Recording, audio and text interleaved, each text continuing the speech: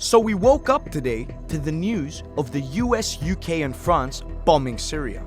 Talk of chemical weapons, weakening Bashar al-Assad, the Russians, the Iranians, and possibly World War III. But let's backtrack and see what is going on exactly. So first off, why did the US and its allies strike?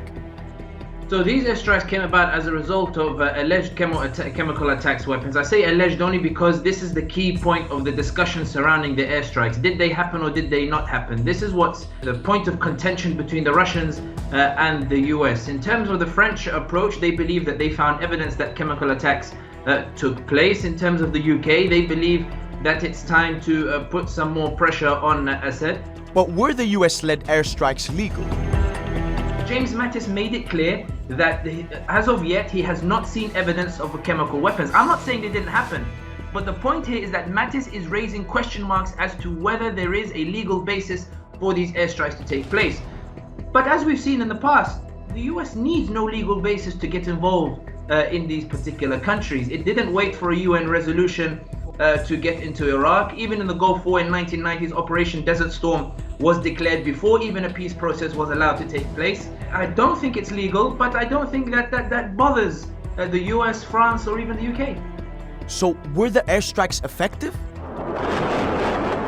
So I think the chemical attacks, even though it's very serious, it is not the main reason why these airstrikes are happening. The reality is Assad is regaining territory. He took over Ghouta, he forced Jaish al-Islam out, he's on some sort of resurgence, even if it is somewhat limited. And the reality is that the Western world is scrambling to find some sort of response to the changing tides in the war.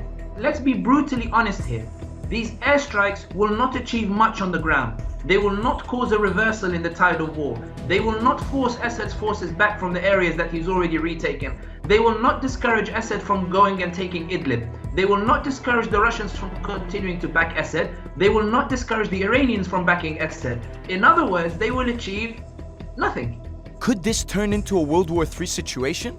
I think the Russians are not keen on entering into a head-on conflict with the US.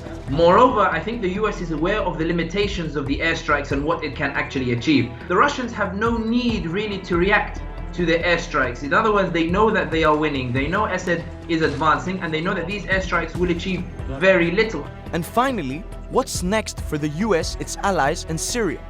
France doesn't have a plan, the UK doesn't have a plan, the US doesn't have a plan. But the Iranians and the Russians, they do. The Iranians and the Russians know that they want to back Assad. They know they want Assad to survive.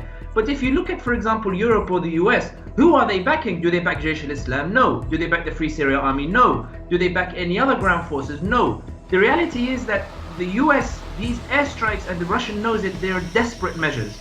It's the US kind of saying, we have no plan, but we need to do something to show that we're still involved in Syria and that we still have a say in it. Don't forget, Ankara hosted a tripartite summit with Iran and with Russia, in essentially dictating that those three are the main players and the US is no longer the major player. But in terms of what the US could potentially do, its only option that I argue is to reconcile with Turkey, to reconcile with Ankara in order to establish a buffer zone in northern Syria in which it gives it space to train some sort of alternative opposition to Assad.